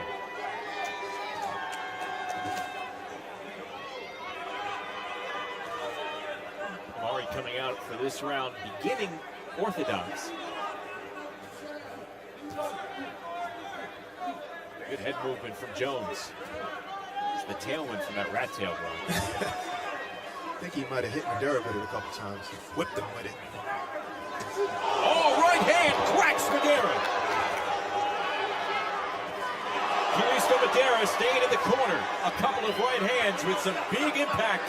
And now it's Jones answering back with the forearm. Madera did not want to let go. He said, didn't you see me with those 2 shots? I need to hold a little bit more.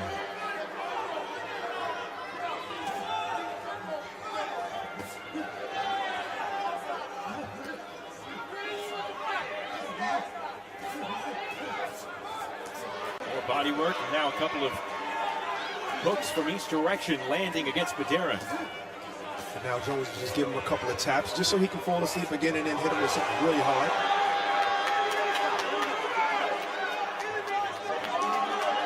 Tom Taylor telling Madera to show him something. Get some action going. Could this be the round? See, once he gets him on the ropes with that southpaw stance. Jones, and that's it. Tom Taylor seated up. And Amari Jones, in front of his home crowd, picks up knockout number 10.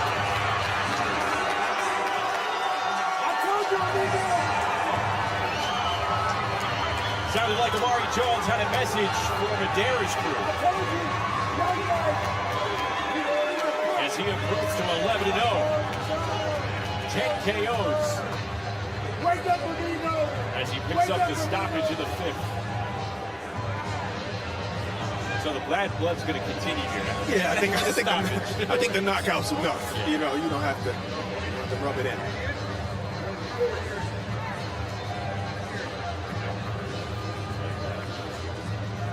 What do you think of that stoppage? Of course we could say we probably could have continued, but Tom Taylor's right there. He's taking heavy flush shots. I think it's good. It wasn't too much fun playing around that.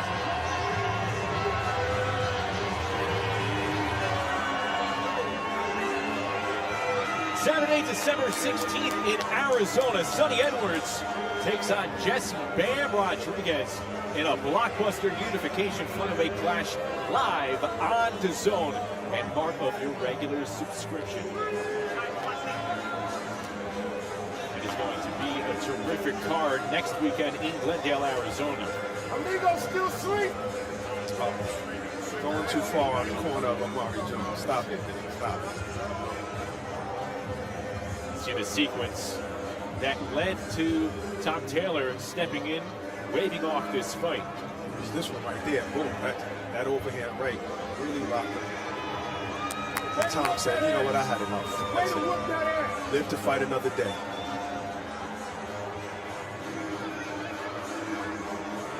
Let's make it official with David Diamante.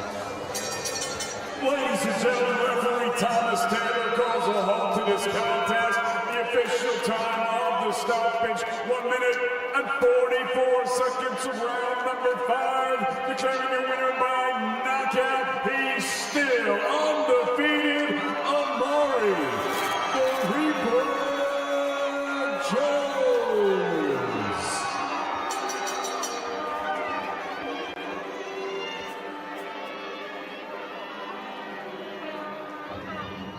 Amari Jones victorious. Picks up another stoppage win as he improves to 11-0. 10 knockouts now on the resume for the impressive 21-year-old from Oakland, California, as he wraps up the Before the Bell show in style.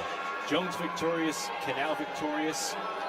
To complete the trifecta, you're going to need Devin Haney coming up. Aces later tonight. Let's go back down into the ring. Aka's with Amari Jones. Vicious body attack. What is your assessment of your performance in your hometown fight?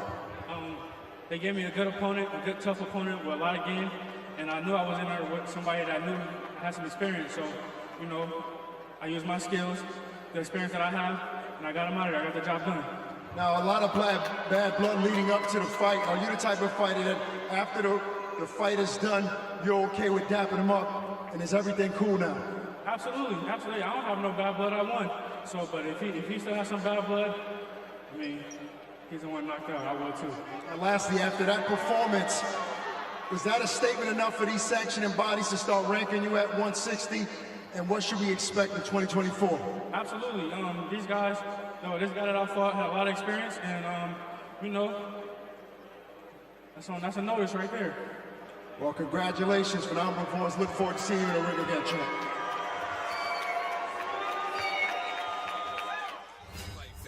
This winter, your December is on DAZN. December 2nd saw the return of Ryan Garcia. But the fights never stop on DAZN. Unleash an unrivaled December with unreal 2-division title contenders, unstoppable global superstars, undefeated championship showdowns, and unbelievable heavyweight lineups. The unrivaled schedule, only on DAZN. Don't miss it.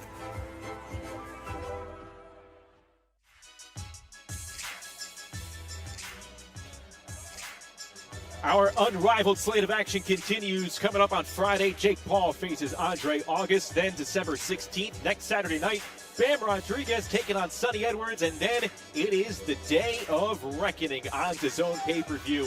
Christmas truly coming early in Saudi Arabia with that card. And we are closing in on the main card, coming up 8 Eastern, 5 Pacific, but Amari Jones victorious here at this point for the 21-year-old. 11 wins, 10 knockouts, took out an experienced game fighter in Madeira. Overall, what do you think could come next for a young kid like Amari Jones? I say from here on, what he showed us today was, he showed us he was able to adjust. Remember, we was talking about that earlier. Being able to adjust. If you're not landing the right hand, switching up your punches. Now, I think he gets to graduate to the former champions, maybe the more experienced guy, and I think he's ready. I thought he did a really good job, like you mentioned, adjusting, finding what worked between the stances, and then finally able to find a home consistently over the latter portions of round 4, then here in round 5 with that right hand. Absolutely, and at the end of the day, you got to know how to finish.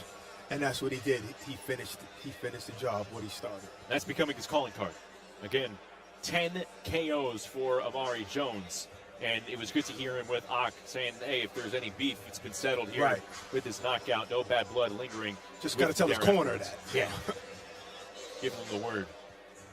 But Amari Jones, very happy, able to celebrate in front of family and friends from nearby Oakland as he picks up the victory, again improving to 11-0. And now he's going to be able to watch one of his mentors, Devin Haney. Devin's only about 3 years older than Amari Jones, but that's the type of relationship. Very accomplished. Yeah, that's the type of relationship that they're fostering between he, Shamar, and Devin Haney. Haney and Prograis coming up later tonight on DAZN pay-per-view. The build-up has been spectacular. All the words will fly out the window later tonight when they meet in the ring, but I tell you what, we could use more of that the war of words between these two. The build-up has been incredible, and I think one of the best pieces has been their face-to-face meeting with our Chris Mannix right in the middle. Because he had it easy. You had it easy, bro. You had an easy little, privileged life. You had an easy privileged life, bro. How many jobs you had in your life? Where you worked at? This is my only job. I put my all into this right here. There you go. There you go, bro. I struggle, bro. I struggle to get. Listen, I don't give a fuck struggle, how much man, you whatever. You had losses removed, man. I ain't never removed no losses. I put my all into this, and this is why I'm here, and this is why I'm. That's cool. And guess what? He was doing. Here too. I'm here too, and I still did all that. I'm here too. I'm gonna beat shit out. And I'm here too. You're gonna get hurt. You're gonna get hurt, bro. Yeah. You never had a street fight. You think I never had a You said it. You never had a street fight. You been in private school. I ain't never been in private school. Man. I didn't even go to school. What are you talking about? That's the worst. I never even went to That's school. even worse. That's the worst. What are you talking about? That's even worse, bro. Exactly. So That's you know what you're talking about. You ain't been in the public. You ain't been in the school system. That's even worse. You manufactured kids. That's good. I dropped down to 7th grade to be here right now. That's good. That's good. Yeah, exactly. That's all. That's good. You're 34. I'm 24. And we in the same position, dick.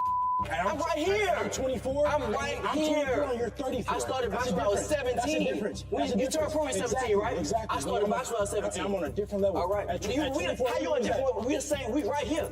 We next to each other. I'm 24. We're fighting each other. You got 10 years of... 10 years of what? 10 years of what? 10 years of life. 10 years of what? Before me. here. I started boxing. We started boxing 8 years old, 6 years old. I started when you turned pro. I started boxing. Exactly. That's what I'm gonna show you.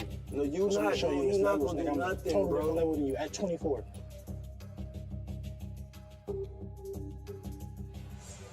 I'll tell you what, through this lead up to tonight, Devin and Regis really making a point to let everyone know where they went to school, when they went to school. We saw School's very important. Yes, stay in school. Everybody, stay in school. But I tell you what, the back and forth, each one telling the other what exactly they're going to do.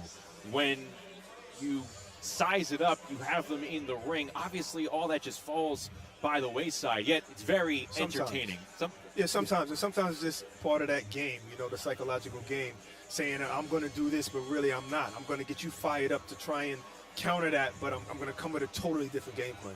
Yeah, and I don't see anything wrong with Regis starting late. I mean, his statement was that you're more experienced. You've been in the game a lot longer than me. I started late. So though he's older, he's also been boxing less time, less punishment, less rounds in the gym, less training. So I think it's a fairly even fight in that regard. That's a great point. When you talk about experience in this fight tonight, if and when they get to round 2, I think safely assume that they're going to get to round 2. That'll be the 150th pro round for Regis Prograis' career. He's 34. It'll simultaneously be the 200th career pro round for Devin Haney. Again, your research, Justin. Hey, it's our great crew providing us some good nuggets there. But think about that. I mean, you have one fighter now 9 years younger than the other, and yet he has 50 more rounds of experience. I mean, Regis put it into perspective. He said, when you turned pro, I was just starting.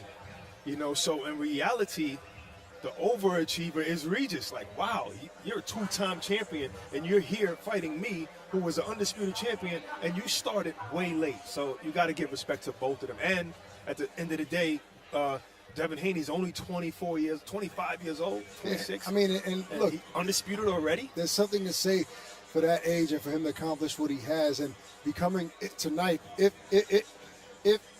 he wins and becomes the WBC at the 140-pound division. That's 2 divisions at that age, and he's already talking about moving up to 147. So, I mean, the kid has potential to be an all-time great. There's so much at 140. I'd hate if he moved up to 147.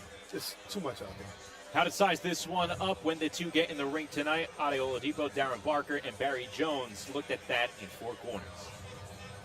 I've looked at him. You say coming up from lightweight, so advantages. I actually think Devin might walk around a bit bigger than Regis. Like, I've seen photos and videos of Devin recently. He's filled out massively to this 140 limit. Like, it looks perfect on him. So, I mean, I actually think the ceiling's 147. So I think he'll only stay here for a couple of fights and then go up. He's a very good fighter. I mean, look, they're both very good fighters. I don't want to judge Prograis too much on the Zorilla performance, but there was flaws there. Yeah. And I look at Haney and I think everything Zorilla done, Haney can do 100 times better. The movement of Haney is very, very good. The speed. On the flip side, he's a very good, quick fighter, Prograis, but it was schoolboy stuff when I watched that fight. He was just following Zorilla around the ring. He wasn't cutting the ring down. And to the point where you think, okay, after 3-4 rounds, the corner is going to say... Is that because it was Zorilla? Is that because it was in there against a guy that hard to motivate him? What worries me with that, Ade, is you're a world-class fighter. You should know this. You shouldn't really need the corner to say it. But I'm still thinking after 3-4 rounds, right, they're going to tell him, bring your feet across, pin Zorilla into the corner on the ropes. He just didn't do it. He followed him around the whole fight. And it was, I can't believe I'm saying it, was comfortable for Zorilla at times. Haney, you're never going to be able to pin him down. Not like that. The speed, the jab you mentioned there, Barry, of Haney is exceptional. And what I love with Haney as well is the variation, the way he's 1 minute he's targeting the head, then he's dropping the right hand to the body, then he's moving his feet, skipping either left or right. It's just, as an opponent, you'll be thinking, I mean, how do I hit this guy and where are these shots coming from?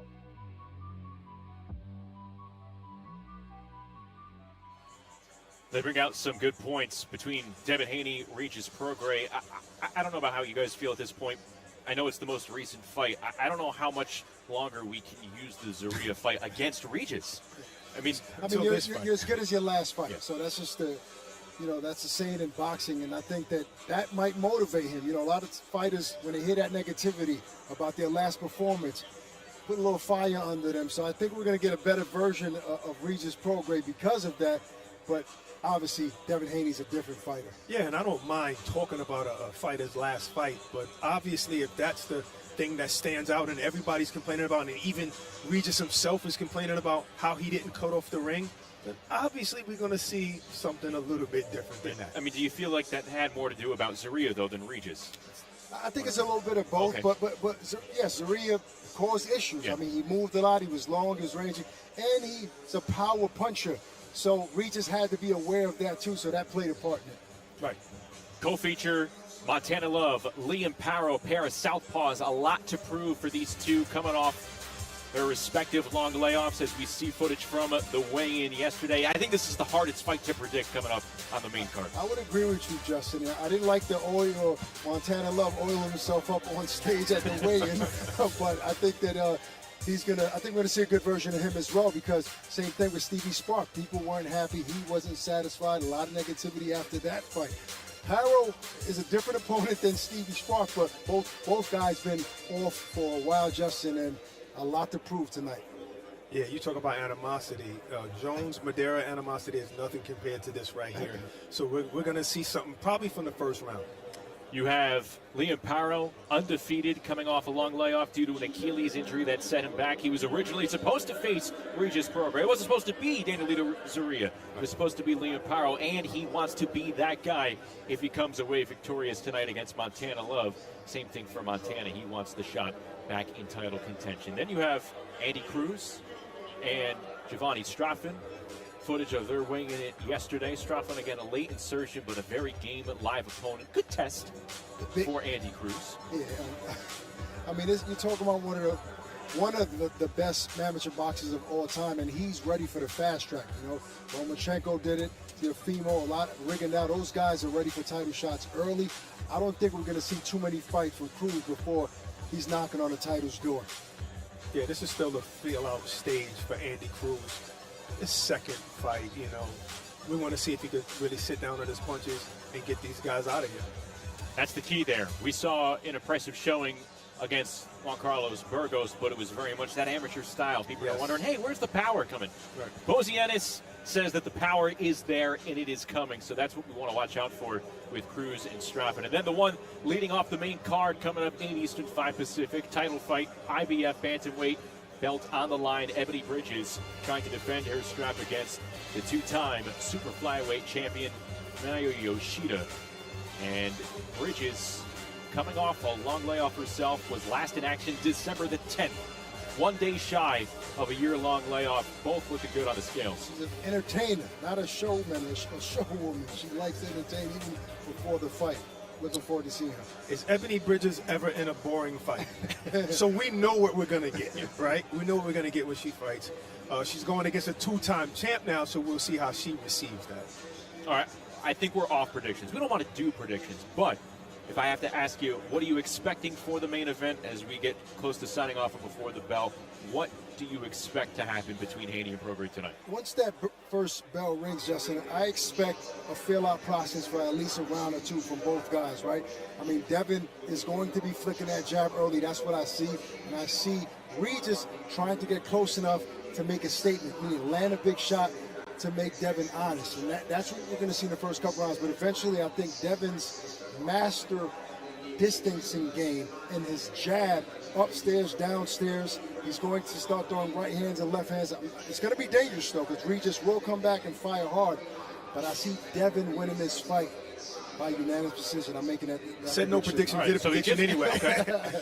I think we're going to see Devin go to the middle of the ring and not move backwards. At least try in the first round. I really think he's going to try to show, I got some pop too. You're gonna be on the back foot some of these rounds as well, and that's what I think is going to be different in this fight. It is all coming up in a few minutes. The main card on DAZN pay-per-view, leading us up to Devin Haney and Regis Prograis here in San Francisco. The WBC super lightweight title on the line. Again, the QR code on your screen, your way to be part of the action with us on DAZN pay-per-view. For our entire DAZN crew here on Before the Bell, for Akbarak, myself, Justin Shackle, we will talk to you and enjoy Haney Prograis on DAZN pay-per-view. Regis, coming for you. Not real, you fake. It always dreamed to become 2-division champion. You've been bamboozled, bro. You've been bamboozled, bro. Fight it. We'll knock y'all cold. Wakey, wakey. Haney versus Prograis, December 9th, live on DAZN pay-per-view.